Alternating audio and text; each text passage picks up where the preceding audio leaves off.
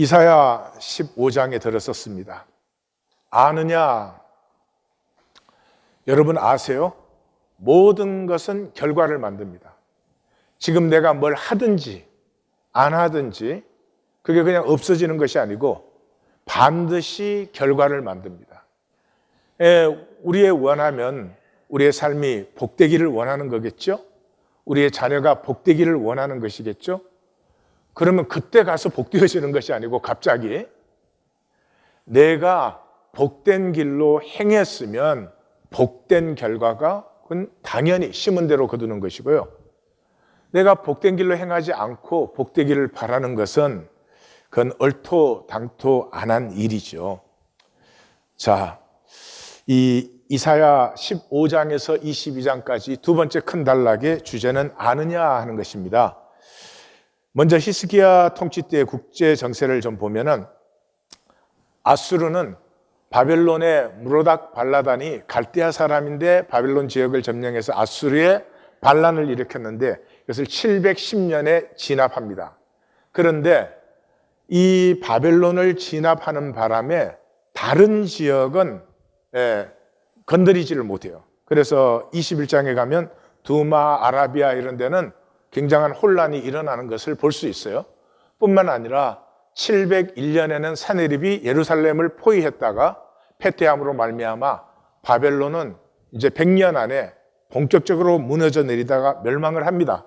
이때 아수르 바니팔이라고 하는 그 왕이 일어나는데 이 왕이 아수르 역사의 최고의 왕이었다 그런 역사가들도 있긴 한데 어느 나라든 사람이든 죽기 전에 마지막 반짝 정신이 돌아오는 때가 있어요. 마치 그런 것이에요. 그래서 저때 아수르가 다시 한번 힘을 얻었지만 결국 15년 후에 멸망하고 마는 이런 상황입니다. 뿐만 아니라 애굽도 약화가 되었습니다. 이게 이디오피안 왕조 25왕조였는데 18장에 가면은 유다에게 협력을 요청할 정도로 약해져 있습니다. 그래서 18장 7절을 보시면 그때 이 장대하고 준수한 백성 그리고 강성하여 대적을 짓밟는 백성들이 예물을 들고 시온에 와서 예물을 주려고 온다. 이런 얘기가 나와요. 그리고 그렇게 이제 유다를 괴롭혔던 아람과 북왕국은 이미 멸망했죠. 그러니까 양대 큰 세력은 지금 약해져 있으니까 쭉 팔레스타인에 신경을 못 쓰고 거기에 대적들은 멸망해버렸고 하니까 유다가 갑자기 부상을 했습니다. 모든 시선이 팔레스타인의 시선이 유다를 향하고 있는 그런 시간입니다. 그때 히스기야가 이제 등극을 한 것입니다. 히스기야가 등극을 했으니까 아직은 왕권이 이렇게 든든하게 세워져 있지 않죠. 그래서 이 셈나와 엘리야김 이 총리들이죠. 이 사람들과 함께하는 내각이 힘을 가지고 있을 텐데 이제 아수르는 약해졌죠. 애굽은 와서 좋은 말 하죠. 그러니까 반 아수르 정책을 씁니다. 그래서 아스도르시 반란을 일으켰을 때 셈나와 엘리야김이 거기에 같이 협조를 하죠. 그리고 친애굽 정책을 펼칩니다. 그래서 이 부분에서 우리가 만나는 것은 현상에 또는 그 상황은 보는데 그 상황의 뿌리는 보지 못하는 이 유다를 만나게 됩니다. 그러면 현상의 뿌리는 못 본다는 말은 눈앞에 이익과 손해밖에 안 보여요. 당장에 이게 내게 이익이냐 손해냐 그것밖에 못 봐요. 그런데 이 이익이 뭐를 끌고 들어오는지는 전혀 못 보는 것이에요.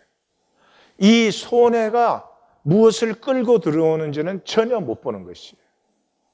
그래서 현상에서는 평생의 이익을 지키겠다고 난리를 쳤는데 본질에서는 모든 것이 이 패망하고만 그런 삶이 된다는 것이죠.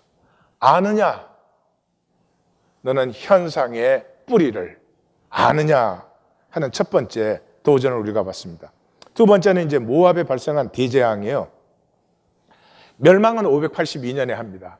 그렇지만 거의 멸망에 가까운 대재앙이 임하는데 이사야 선지자는 이것을 사용합니다. 이것을 사용해요. 근데 이 모압에 발생한 대재앙은 역사에는 기록이 없습니다. 역사에는 기록이 없으니까 문자가 없는 족속들의 침입이었을 거예요. 왜냐 그러면 그 정도 승리는 옛날에는 전부 기록합니다. 그 왕의 업적을 자랑하기 위해서. 문자가 없었고, 그 다음에 이제 15장, 16장 읽어보면 작전이 없어요. 작전이 없어. 그냥 떼거리로 몰려와가지고 막 사방으로 흩어져요. 뭐 이쪽에 이 잡는 자가 있으면 저쪽으로 뭐 그렇게, 그런 문자 없고 작전 없는 그런 전쟁을 보게 됩니다. 그건 두말할 것도 없이 동방족속들이에요. 이게 지금 현재 요르단, 사우디아라비아, 예멘, 오만, 아랍에미라이트, 북쪽으로는 시리아 남부, 여기를 아우르는 굉장히 광대한 지역에 살던 잡족들입니다.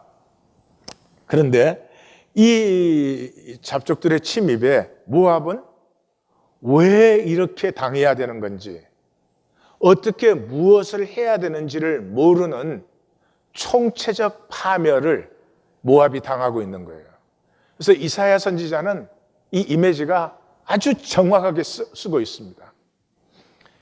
이 기드온의 미디안과 아말렉과 동방 잡족에 대한 승리는 이 사람들은 떼거리로 몰려오니까 성경에 그 수가 메뚜기 떼와 같고 바다의 모래같이 많았다.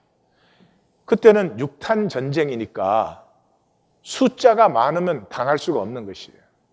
그러니까 이 미디안과의 전쟁은 절대로 이길 수가 없는, 우리의 능력에 달려있지 아니한 그러한 전쟁이에요. 그래서 이 전쟁은 내부에서부터 붕괴되지 않고는 이길 수가 없는, 그래서 하나님이 기드온을 부르셔서 기드온과 그렇게 하나님의 한 발 옮기시면 기드온이 또 한 발 옮기고 이렇게 해서 하죠. 그래서 32,000명 모였던 거 다 보내고 300명 해가지고 그 내부에서부터 붕괴되게 하거든요. 근데 이것이 무엇을 보여주고 있어요? 거짓의 세력. 거짓은 싸우면 더 강해집니다. 거짓은 가만 놔두면 스스로 붕괴되게 돼 있어요. 실체가 없이. 이것이 하나님의 심판의 이미지예요. 하나님께서 우리 심판하지 않습니다. 내가 막 열심히 살려고 했는데도 잘못 살았기 때문에 하나님이 나를 심판해가지고 뭐 지옥으로 보낸다든지 그런 심판은 성경에 없어요. 우리가 한평생을 살고 나서 그 산 것이 나입니다. 내가 무엇을 살았든지 그 산 것이 나입니다. 종교는 살기는 이렇게 살았어도 죽고 나면 하나님 은혜로 새로워진다. 은근히 이런 걸 해요. 그건 생명의 역사가 아니죠. 그럼 죽은 다음에 나는 지금의 나가 아니죠. 그러면 생명의 인격성에 연결성이 없죠. 그럼 내가 구원받은 게 아니지. 그런 일이 일어날 수도 없지만 그렇다고 해도 내가 구원받은 건 아니다. 성경에는 그런 역사는 전혀 없습니다. 절대로 속지 마십시오. 항상 기억하십시오. 오늘 내가 어떤 삶을 살았든지 그것이 나고 나는 주님 앞에 설 때 그 나를 분명히 만나게 됩니다. 거짓은 스스로 붕괴되는 것이지 누가 어떻게 하는 것이 아닙니다. 이사야 선지자는 정확한 이미지를 쓰고 있는 것이에요. 세 번째는 유다의 종교적 부흥이 어게인스트 현실주의예요. 그동안 우시아, 요담, 아하스 3대가 전부 현실주의자들이었죠. 우시아 왕 기억하세요? 가장 강력했던 왕입니다. 블레셋까지 점령을 했습니다. 그런데 제사를 자기가 직접 드리고 그것 때문에 문둥병이 생겼죠. 왜 제사를 직접 드렸겠어요? 이스라엘의 제사를 보니까 답답하기 짝이 없죠. 아니 소잡고 양 잡아서 하나님 앞에 제사를 드렸으면 이 백성 분위기가 으쌰 하고 뭔가 만들어내야 되는데 다른 나라 제사 지내는 거 못 봐? 우리는 제사 드리고 나면 어떻게 더 사람들이 시들어가는 것 같아. 제사라는 걸 어떻게 드리는 건지 내가 한번 보여줄게. 생각은 맞는 생각인데요. 선은 넘었어요. 종교인들의 특징이에요. 생각이 틀린 건 아니에요. 그런데 종교는 하나님의 주권을 말로만 하고 생각으로만 하기 때문에 하나님의 주권의 라인을 수시로 들락날락합니다. 그리고 자기는 스스로 몰라요. 종교 생활이라는 것 자체가 하나님과 나가 이렇게 혼선되어 있어요. 좀 이따 보실 거예요. 예, 그래서 이 현실주의자들이 장악했던 자리를 히스기야가 왕이 되면서부터 이제 정권 교체가 되었습니다. 그래서 주체 세력이 셈나와 엘리야김이었는데 이 사람들은 종교주의자들이었어요. 그래서 셈나와 엘리야김을 중심으로 한 그 궁중 사관들, 우리로 말하면 지금 비서관들, 장관들이에요. 이 장관들은 종교주의자들이었어요. 그래서 이 기사 내내 히스기야가 언급되지 않아요. 히스기야는 성경에 그 구약이죠. 130회 나옵니다. 이사야, 호세야, 미가, 스바냐 네 책의 표제 1장 1절에 나와요. 표제로 나와요. 그 다음에 예레미야서에 3번 나옵니다. 그럼 7번이죠. 그걸 뺀 1, 2, 3, 123번은 열왕기하, 역대기하, 이사야서에서 나와요. 그러니까 얼마나 많이 나오는 거예요. 근데 이사야가 등극해서 가장 중요한 시기에 이사야가 전혀 언급되지 않고 뿐만 아니라 그 시기에 종교 부흥이 전혀 언급되지 않습니다. 그러니까 히스기야가 등극할 때는 정세상 유다가 굉장히 유리한 입장에 왔습니다. 그러니까 이것이 하나님의 은혜고 이것이 하나님의 축복이고 그리고 이때까지는 현실주의자들이 딱 자리를 잡고 있었으니까 이 사람들이 들어서면서부터 이제는 이제 하나님께 손잡고 양잡아서 제사 드리고 으쌰 그걸로 나간 거죠. 종교 부흥이 유다를 강하게 한다. 그건 사실일 수 있어요. 언제? 그 종교 속에 중심에 진실이 들어있었을 때. 그런데 중심에 진실이 안 들어있었던 것 같아요. 왜냐 그러면 요 초기가 지나면서부터 아수르는 다시 유다로 진입해서 성읍을 하나하나 멸망시키고 701년에는 예루살렘만 땡그랑 남았거든요. 그래서 열왕기하 18장 6절 3절을 보면 그가 여호와께 연합하여 그에게서 떠나지 아니하고 여호와께서 모세에게 명령한 계명을 지켰더라. 히스기야가 그의 조상 다윗의 모든 행위와 같이 여호와께서 보시기에 정직하게 행하였다. 모세의 계명을 다 지켰고 다윗의 행위를 다 따라했어요. 그리고 그것을 이 열왕기서와 역대서에서는 굉장히 장황하게 많이 적고 있습니다. 그런데 이사야서에는 22장에서 이것의 주체 세력인 셈나와 엘리야김이 파문을 당합니다. 셈나가 처음에 국무총리였는데 히스기야가 이제 왕권이 자리 잡으면서 교체하는 거죠. 그러니까 여기에서 우리는 히스기야는 한 번도 나오지 않음에도 불구하고 히스기야를 만나는 거죠. 왜? 왜 국무총리를 교체를 했을까? 국무총리를 교체를 하는데도 아직도 이 세력은 만만치 않습니다. 그래서 같은 당, 우리로 말하면 같은 당에 있는 엘리야김으로 교체를 합니다. 그런데 엘리야김 역시 그 당에 있으니 통속이 같은 통속이에요. 그래서 하나님이 너희가 단단히 박힌 목 같으냐? 자리 딱 잡았지? 너희가 정권 잡았지? 그래? 그 단단히 박힌 못에 너희 가문, 너희 자손이 다 걸려 있는데 그 못이 어떻게 되는지 좀 두고 보자. 못이 사그라들더니 뚝 부러지더니 그게 그런 모든 것이 파멸되는구나. 이게 22장 마지막이죠. 히스기야는 국고와 왕궁 맡은 자를 교체를 해요. 셈나를 엘리야김으로 교체를 한 거죠. 그러니까 여기에서 우리는 히스기야는 언급 안 됐지만 히스기야를 만날 수 있어요. 그러니까 히스기야는 종교 부흥을 반대하는 사람은 아니에요. 그러나 그것을 절대화하는 것은 아닌 것을 아는 사람이에요. 하나님 앞에 모여서 제사 지내고 으쌰으쌰 했다고 유대가 강해지고 유다를 지킬 수 있는 것은 아니다 하는 걸 알아요. 왜요? 이사야 선지자의 말씀을 듣는 사람이에요. 이 사람은 이거 4, 5년 지나고 나면 이제 유다에 밀려들어올 아수르의 물결을 이미 보고 있는 사람이에요. 그래서 이 열왕기하 19장에 가면은 셈나와 엘리야김이 나아가서 아수르와 회담하잖아요. 아수르와 회담하는데 이 회담은 회담이라기보다 아수르의 일방적인 공갈 협박으로 끝나죠. 항복해라. 이 마치 지금 러시아와 우크라이나가 회담을 하는데 러시아는 이렇게 다른 말을 못 배워가지고 맨날 항복해라. 그거밖에 못하는 거나 똑같아요.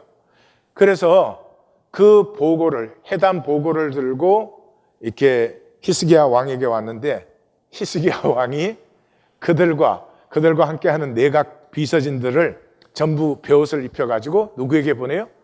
이사야에게로 보내요. 여기서 우리는 히스기야를 만나죠. 히스기야 뭐 하고 있는 것이죠? 이사야 선지의 말씀을 좀 들어봐.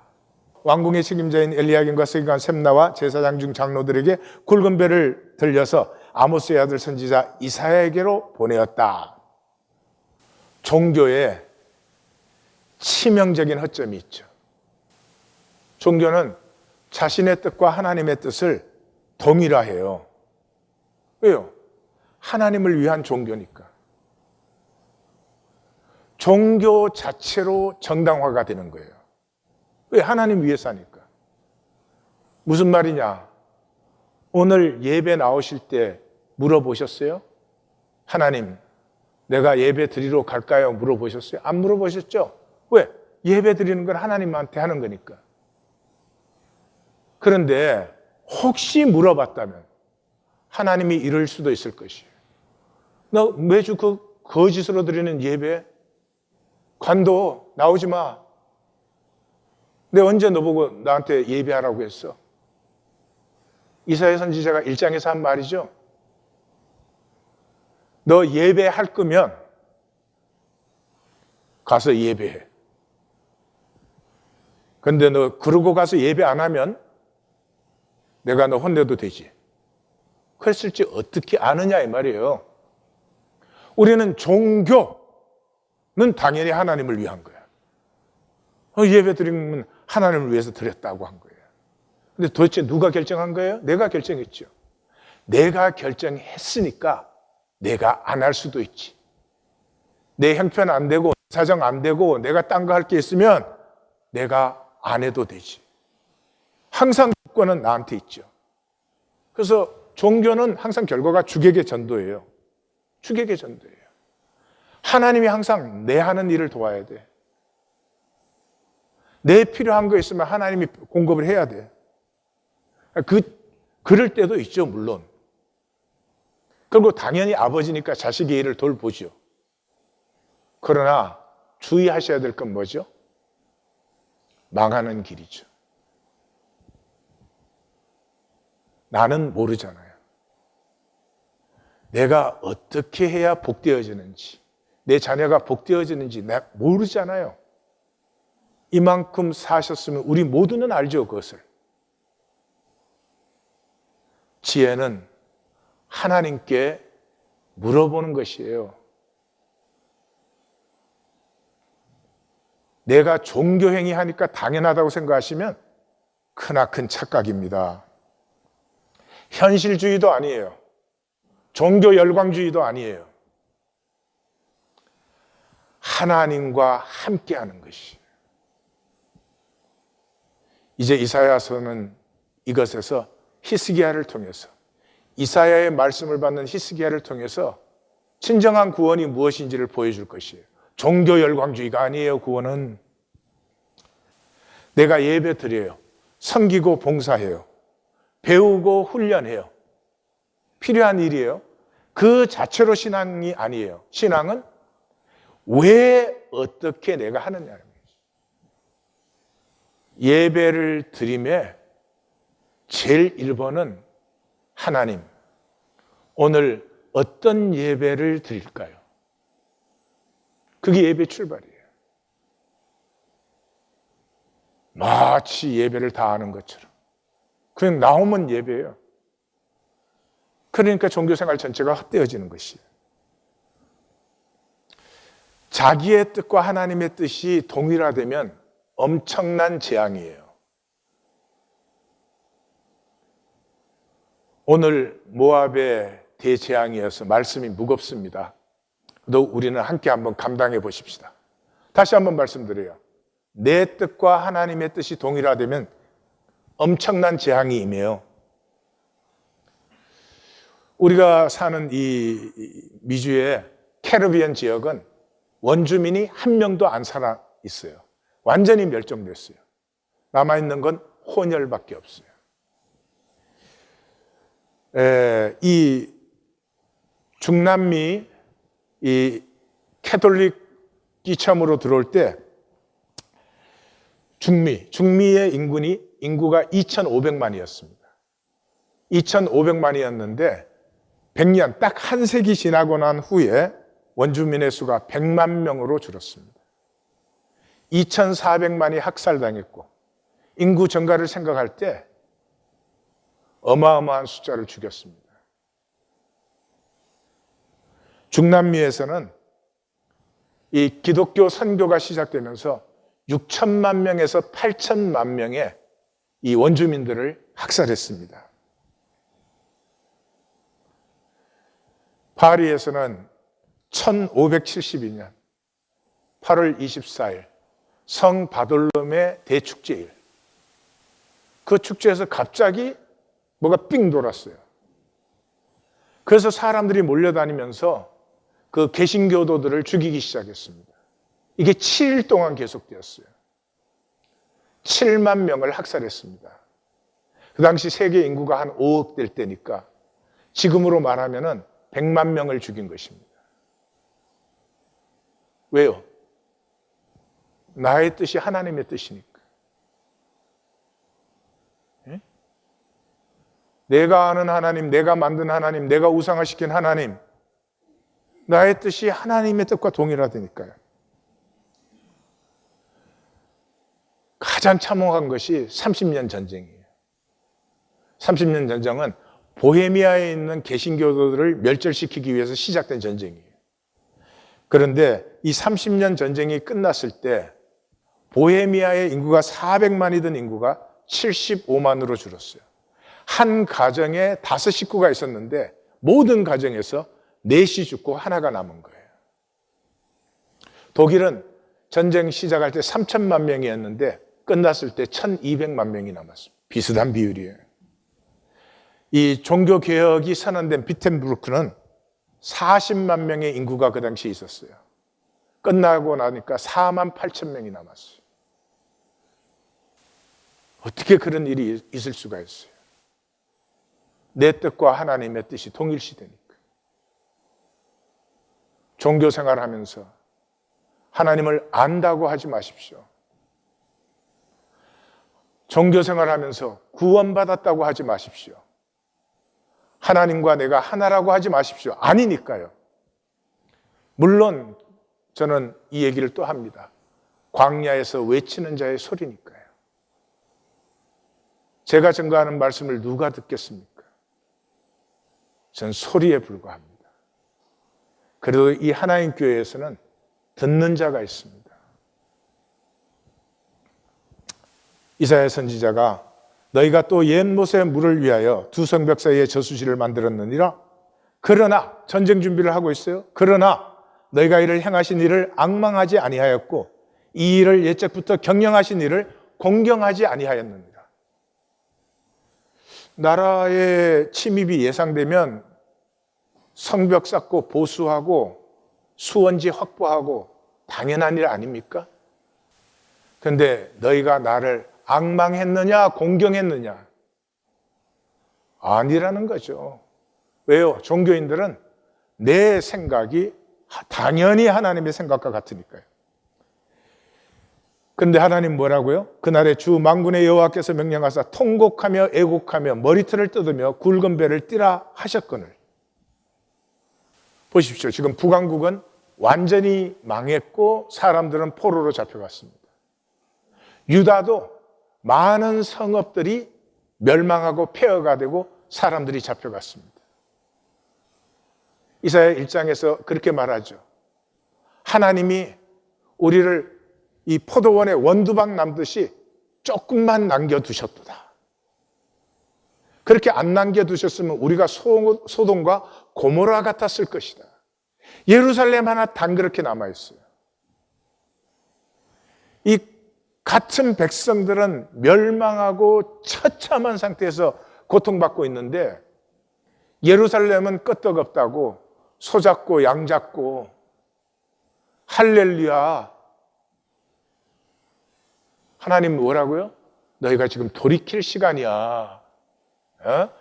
이 원두막 하나 남겨둔 것은 너희로 돌이키게 하기 위해서 남겨둔 것이지 너희 보고 우리는 걱정 없구나 그러고 서잡고 양잡고 북적북적 하라고 한 것 아니다 이 말이죠.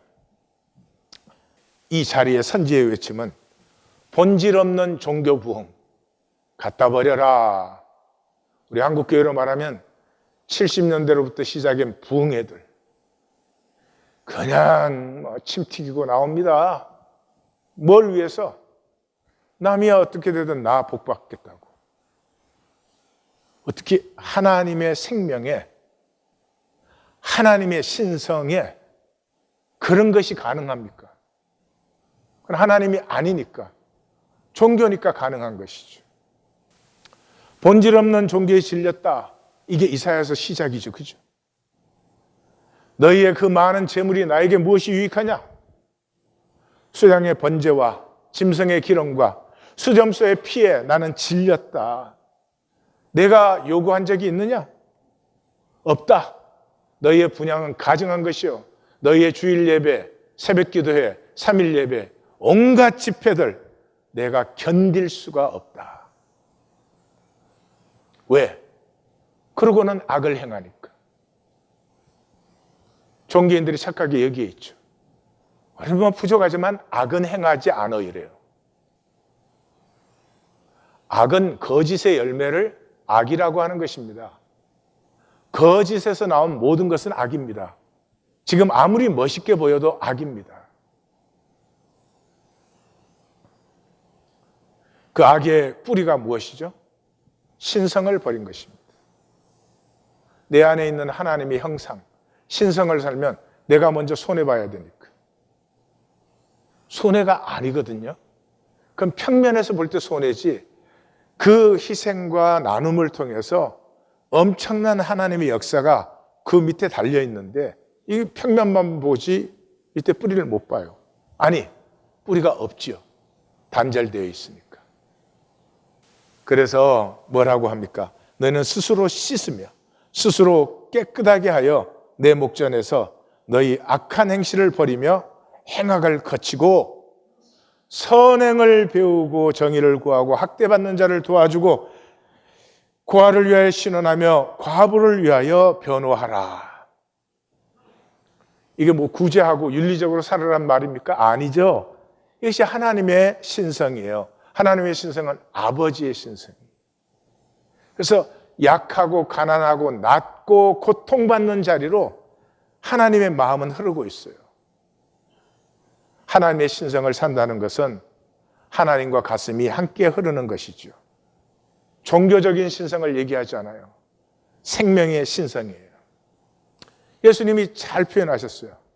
어떤 사람이 양 100마리가 있어요. 근데 한 마리를 잃어버렸어요. 근데 99마리를 산에 두고 한 마리를 찾아 나가요. 그리고 그 한 마리를 찾으면 99마리보다 더 기뻐하지 않겠느냐. 이거 세상 사람, 이 종교인은 이 얘기 들으면 멘붕이 일어나요. 멘붕. 멘탈이 붕괴돼. 예? 왜요? 이 세상인 종교인은 삶이 재산관리인 줄 알아요. 삶에 그거 이상이 없어요. 삶이 재산관리예요. 어떻게 99마리를 버려두고 한 마리를 찾아 나가냐고요. 근데 사실은 상식적으로 그러잖아요. 집에 한 사람이 아파요. 나을 가능성이 없어. 그럼 여기 약값 쓰고 치료비 써야 다른 가족들이 힘들어지니까 빨리 죽어라 그러죠. 재산을 다 탕진하면서도 그 한 사람을 끝까지 그래도 돌보잖아요, 치유하고. 왜요? 생명에는 울림이 있어요, 울림. 가장 불쌍한 사람이 이 울림을 잃어버린 사람이에요. flat. 계산밖에 없어요. 생명은 울림이 있어야 되는데 그 생명의 울림이 뭐예요? 안타까움이에요. 이 아픈 한 사람을 보면서, 그 가족을 보면서 마음이 동하는 거예요. 이 세상이 우리에게 가르쳐 놓은 계산, 이거 그냥 허상으로 사라져 버리는 거예요. 죽을지라도 죽는 순간까지는 사랑과 돌봄과 가족이 함께 해줌을 느끼게 해줄 수만 있다면. 15장에서 16장의 구조는 오늘 본문 부분은 예레미야서에서도 아주 거의 비슷하게 같이 나와 있어요. 모압의 절대절명의 상황으로 시작해서 남은 자조차 찾을 수 없는 대재앙 멸망으로 이렇게 마감합니다. 그 파국을 여호와 하나님은 굉장히 아파하십니다. 굉장히 아파하시는데 심판은 돌이켜지지 않습니다.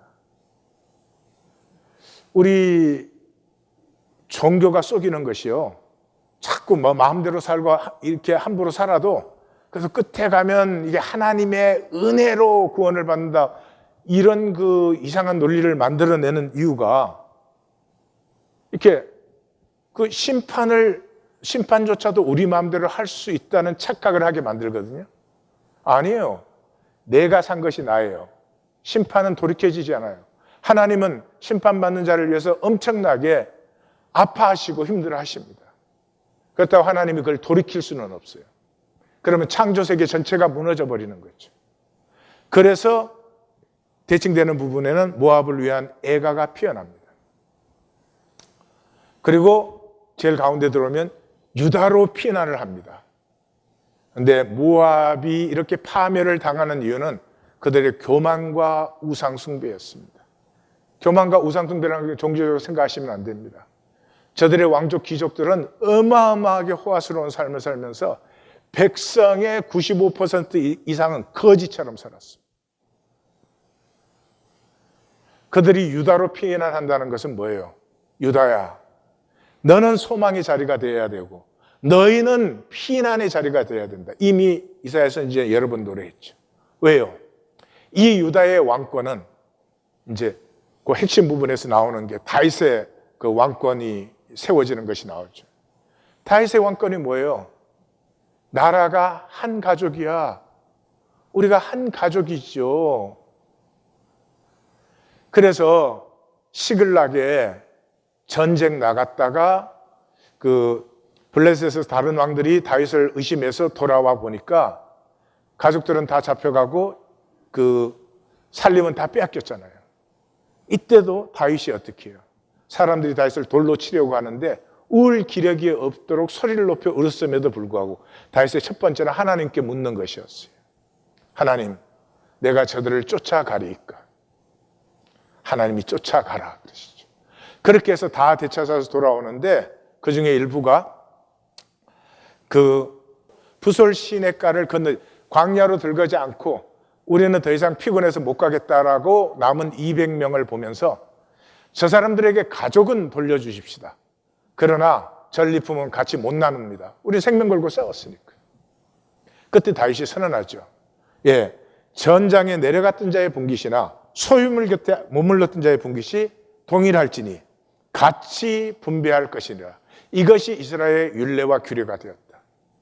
이게 얼마나 어마어마한 일인 줄 아십니까? 우리가 세상 살려면 물질이 필요합니다. 그런데 아주 어리석게도 물질에 사로잡혀 종노릇을 하고 맙니다. 자기가 자기를 버려요. 누가 말씀하신 적이 없고 자기가 자기를 갖다 버리는 거죠. 그 물질이 자기인 줄 알아요. 물질이 자기.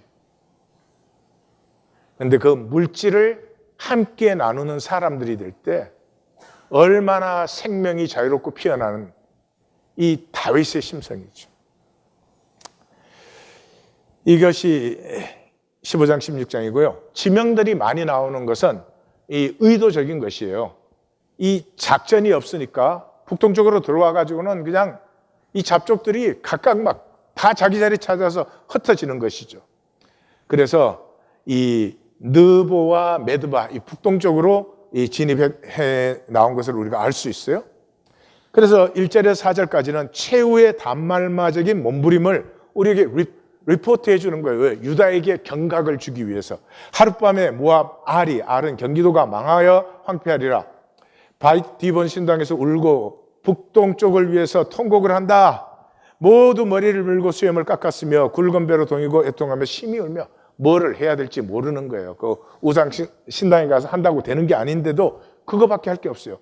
강릉 속초의 부르짖음이 안양까지 들려와. 또 바깥에 나가서 이사야 선지자의 속초 나와. 속초 횟집이 나온다고 이르시면 진짜 곤란한 거예요. 모압의 군대는 혼미석에서 떨고 있다. 파멸 앞에 아무것도 할 수 없는 모압. 심판은 하나님의 영역에 들어가는 거예요. 우리가 눈썹 털 하나도 마음대로 할 수 없는, 태어나서 죽는 순간까지 마음대로 하잖아요. 해도 마음대로 안 해도 마음대로 뭐 다 마음대로 하시죠. 분명히 마음대로 하는 것 자체가 잘못된 건 절대로 아닙니다. 하나님이 허락하신 다스림이죠. 그 다스림 허락하신 이유가 뭐예요? 가치를 창조하도록.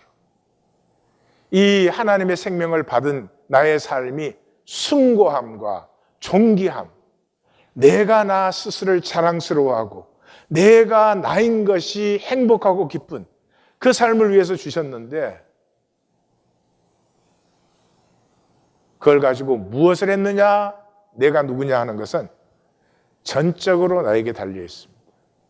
그 주권이 영원하지 않습니다.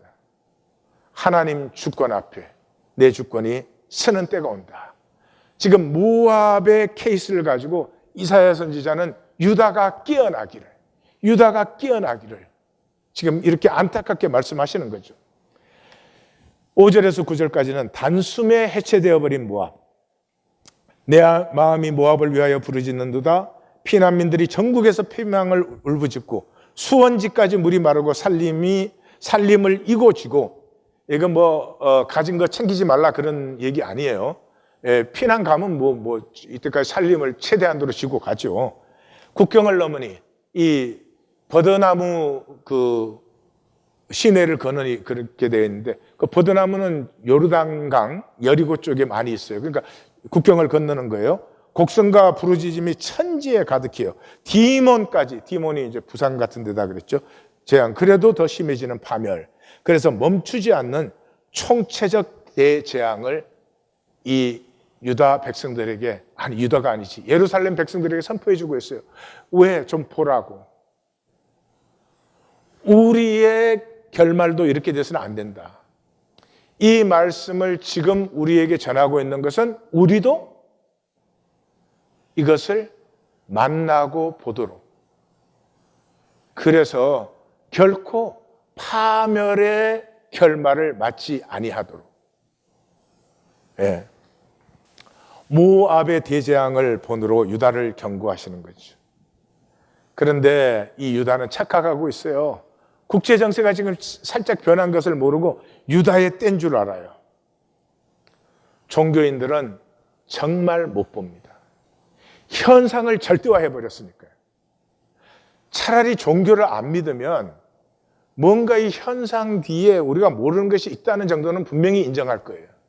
근데 종교인은 이 평면 세계를 하나님의 이름으로 절대화 시켜버렸잖아요. 그러니까 정말 안 보는 사람들이에요. 맹인이 맹인을 인도한다. 이 예수님의 표현이죠. 종교는 그 결정적인 것이 하나님을 모르는데 안다고 해요. 이사야 선지의 시작이죠. 표제가 끝나자마자 하늘이여 들으라 땅이여 귀를 기울이라 여호와께서 말씀하시거늘 내가 자식을 양육하였거늘 그들이 나를 거역하였도다. 거역하였도다 그 말은 하나님의 길로 살지 않는다는 말이에요.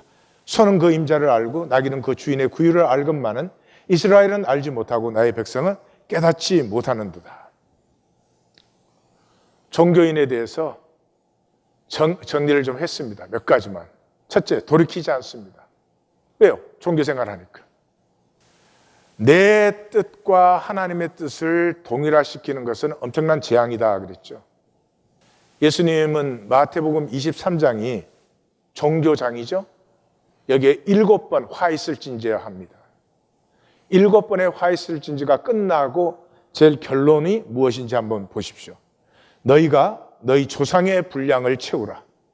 뱀들아 독사의 새끼들아 너희가 어떻게 지옥의 판결을 피하겠느냐. 그러므로 의인 아벨의 피로부터 성전과 제단 사이에서 너희가 죽인 바라가의 아들 사가랴 피까지 땅 위에 흘린 의로운 피가 다 너희에게 돌아가리라. 예수님의 말씀입니다. 뭐 때문에요? 종교 생활에 쏙지 말라고. 아무것도 몰라요. 종교인이 뭘 알아요? 종교인은 세상도 모르고 하나님도 몰라요. 아는 게 뭘 알죠? 인간 게임을 알아요. 인간 게임을. 인간 게임이 뭐예요? 평면의 계산. 당장 손해냐 이익이냐 밖에 몰라요.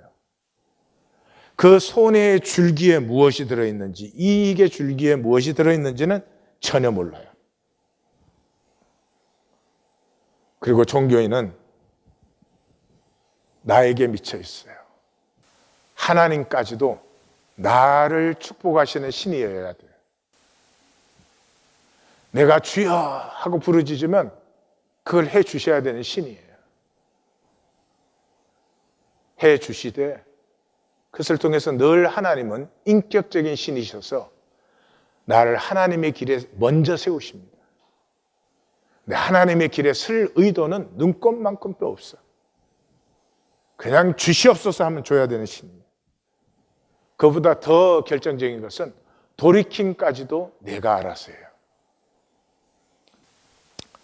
내가 나에 미쳐 있는 것, 그 하나님이 우리에게 정죄하지 않습니다. 인간은 혈육에 있는 동안은 이걸 벗어날 수는 없어요. 예. 그럼 내가 내 우주의 중심이 되는 그런 것 없이 우리가 어떻게 살아요?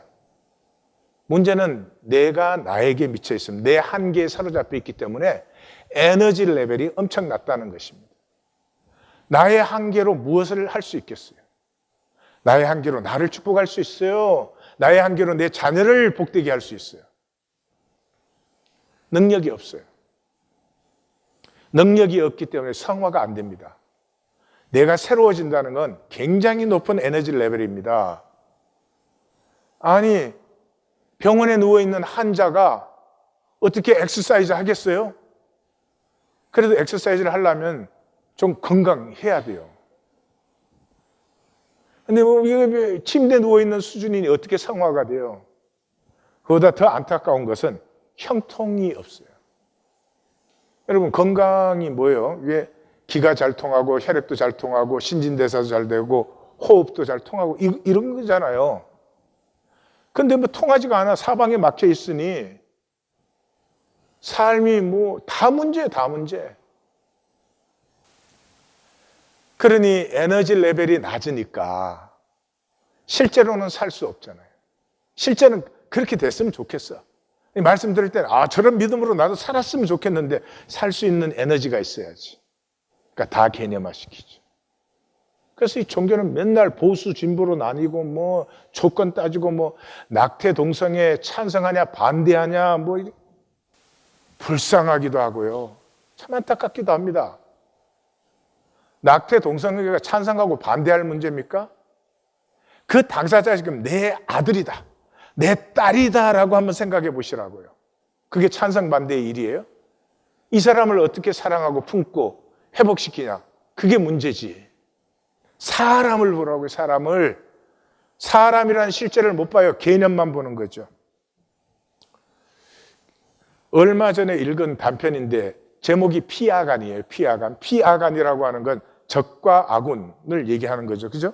근데 그런 단편인데 요즘은 다 소설, 나 빼놓고는 다 써. 그래서 이름도 기억이 안 되는데 그 소설이 이제 이런 소설이에요. 그 아버지가 이제 반신불수가 돼서 진짜 움직일 수가 없어요. 근데 엄마는 그 전에 이미 돌아가셨고, 그래서 할 수 없이 여자 한 분을 모셔다가 이제 결혼을 시켰어요. 그 결혼이 아니지. 아버지를 돌보게 하기 위해서. 그래서 그 결혼할 때 조건이 이제 올해는 못 사시니까 이렇게 돌아가실 때까지 돌봐주시고 돌아갈 때는 이 살던 아파트를 주기로 한 거예요. 그래서 10년이나 그렇게 정성스럽게 생겨줬는데 이제 이 아버지가 죽어가면서 그 10년을 그렇게 헌신적으로 돌봐준 여자는 남이고 맏아들이 있는데 개망나니, 도그망나니, 그 소설에 의하면 이건 인간이 아니야. 그런 그 망나니한테 이건 내 자식이라고 그 죽을 때가 돼가지고 이 아파트를 그 아들한테 주려고. 피아간. 그 다음에 이 아들이, 그게 왜 아들이 다 개망난인지. 근데 그 며느리가 정말 천사예요, 천사. 그 시어머니, 시아버지한테도 잘하고 그 남편을 어떻게 하든지 붙들어 세워주려고. 그런데도 아들은 내 아들이니까 내 편이고 며느리는 항상 남의 식구야. 또 조카는 내 형제의 자녀잖아요. 내 형제의 자녀고 내 자녀면은 같은 자녀 아니에요? 이 형제의 자녀라고 얘는 잘못해도 상관이 없고 내 자녀만 잘 돼야 된다는 거예요. 피아간. 여러분, 이 의식에서 복된 삶이 피어날까요? 복된 삶은 뭐 여러 가지가 있겠지만 귀해야 되잖아요. 천박한 게 어떻게 복되게 되겠어요? 어떻게 귀한 가치가 발생을 해요? 종교적 열심. 종교적 열심 자체가 나쁜 건 분명히 아니에요. 근데 그 종교적 열심이 종교 안에서는 for me, 나를 위해서요. 왜 나를 위해서요? 내가 단절되어 있으니까요. 내가 단절되어 있기 때문에 내가 세상에서 내 좌표가 어디냐, 사람들이 나를 어떻게 보고 어떤 대접을 하느냐, 사람들에게 내가 누구냐 하는 게 그렇게 중요한 것이에요. 근데 그것은 딱 한 가지, 돈으로 만드는 좌표예요. 사도 바울은 갈라디아서에 편지를 쓰면서 갈라디아서는 갈라디아 교회가 은혜를 받아서 교회로 출발되는 데인데 이게 종교로 돌아가려고 하는 거예요.